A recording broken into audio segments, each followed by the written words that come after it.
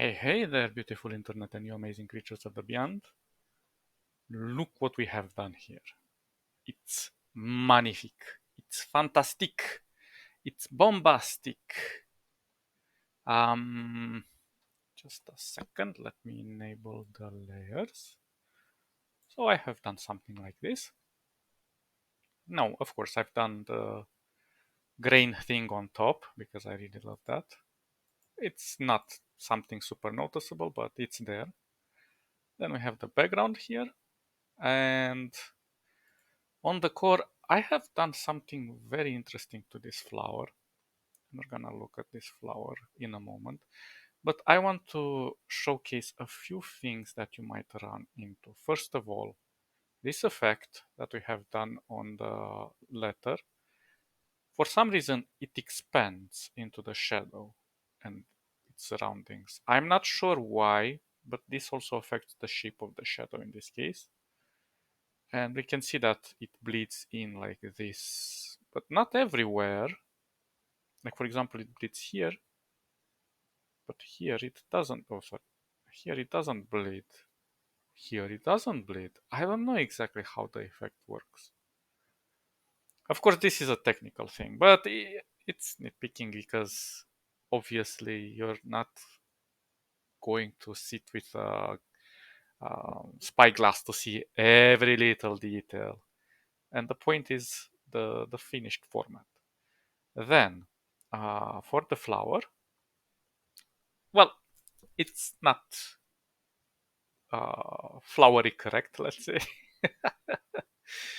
But I was looking at a dandelion with petals, and of course the petals have to be more dense, they overlap, and so on and so forth. But I just thought, let me keep it simple, let me keep it crisp.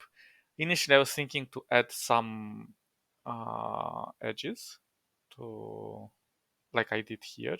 I don't know if you can see it, but you will see it in the file.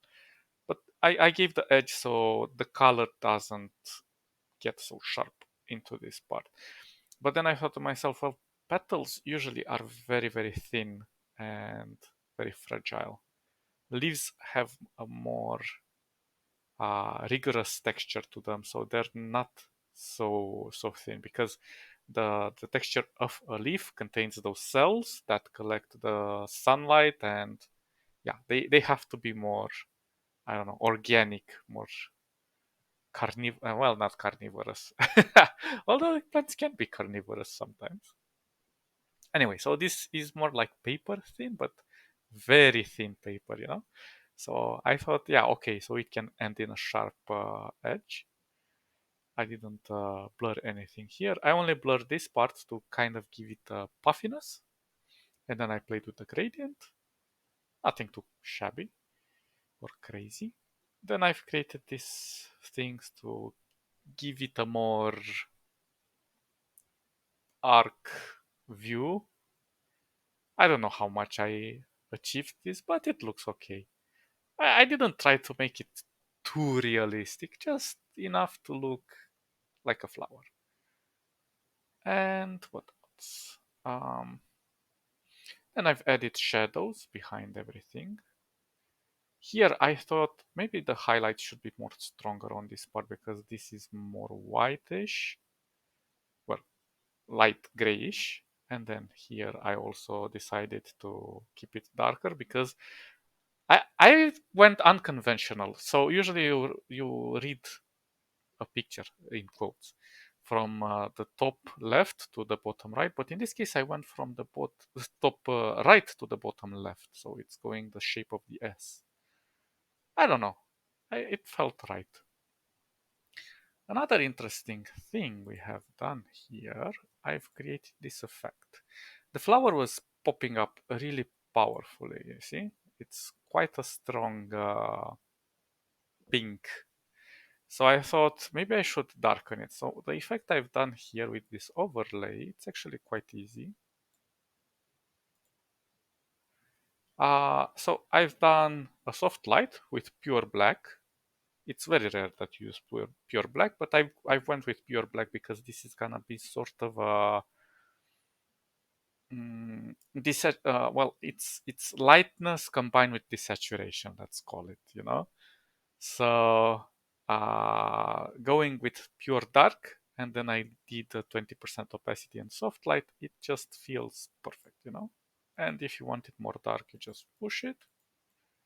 As you can see, if you push it too much, it will saturate it, but also darken it. But if you keep it around here, I don't know, something like this. I thought it looked okay. And if you want to go an extra step and you want to play with, you say maybe this color doesn't fit me perfectly, you know, you can go, I've created this. So this one uses the same principle. It goes with soft light. Well, we can go with overlay or other things, but I left it soft light in this case. And I put it on 50% here. And I set the color, this value, to 50%. And then if I enable it, we can see that it changes the color. And here I can start rotating and seeing, maybe I wanted something more violet or something towards the blue or something towards the green. Well, no, well, it turns more orange than green, but whatever, you know. It's a slider that you can play off to just quickly switch colors. And of course, you can darken it, you can play with more of the saturation and so on, and with the alpha if you really want to. But I just thought it would look nice, you know, to just have something extra to control the color. Of course, there are many other ways, but this was a quick and fast way to do it. So I'm just gonna disable it. Just if you want to get a feeling of maybe some other color fixes in it. But I try to keep the colors light to kind of contrast the darkness of this S, especially on the top here. So yeah, I don't know. It feels right. Um, for this, I didn't go too in depth. I thought, well, I'm just gonna leave it as a minor, I don't know, detail that is like an ornament here. Like it's something it's sprouting out of it. It felt nice. Then for this one had a lot of trial and error. And of course, for each of these, I've used different filters. As you can see, there's a lot of filters here for watercolor and whatever else I used. So I've created watercolors for each leaves. This is because you don't, if you play with the turbulence in the seed,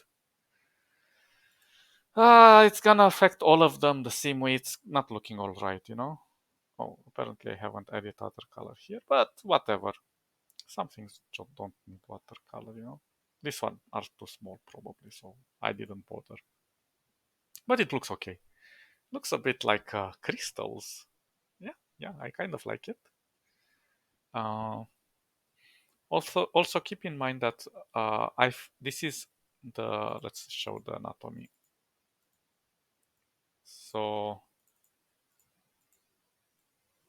oh come on, go in. Ah, why can't I go in?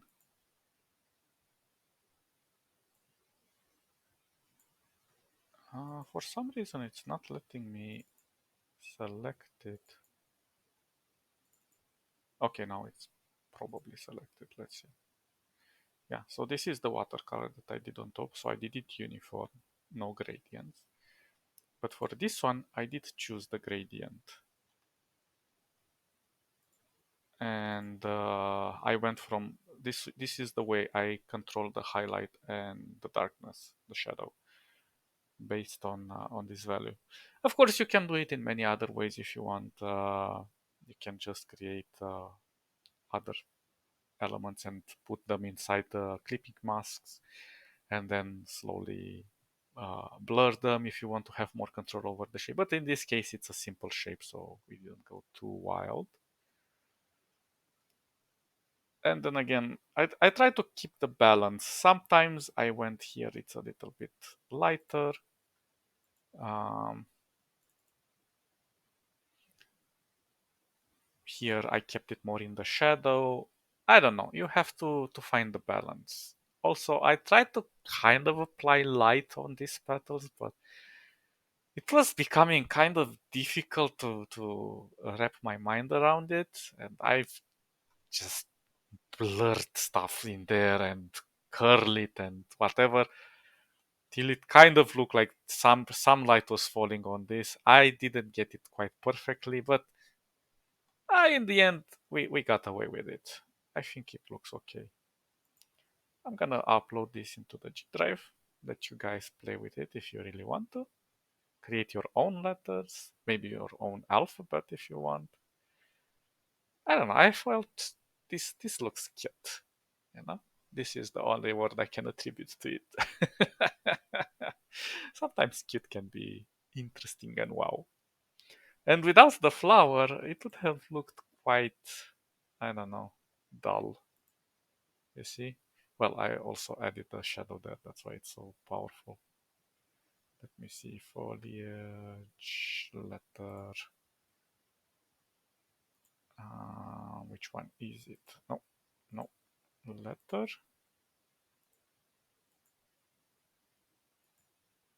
Well, I think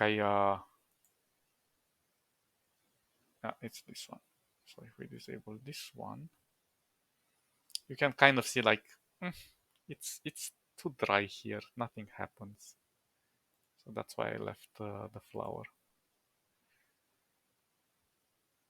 Uh, Template letter S. What's this? Oh, I suppose that's how I built it initially. Okay, never mind. All is good. Everything is awesome.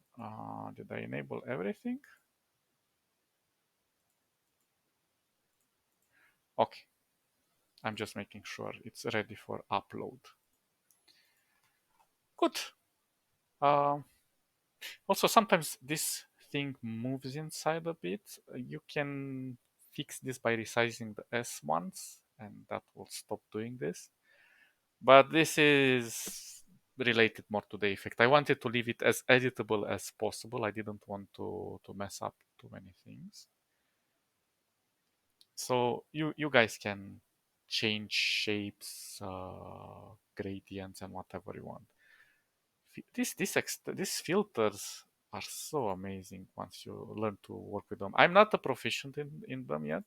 There's quite a lot of things to take into account when you're adding an effect here, like you see. But there's lots of combinations, and you can learn them just by playing with these things here and see what they combine by default, and then trying to use those values customly. But it's advanced. This is pretty advanced stuff, and we're gonna go into it slowly, slowly, slowly. Just don't panic. You just play around. Everything you do here, you cannot make mistakes. You make just happy accidents. Okay, okay. I'm gonna stop narrating my S flowery thing. And I wish you guys a super wonderful day or night or eclipse or apocalypse. And see you in the next episode. Bye, bye, bye, bye, bye.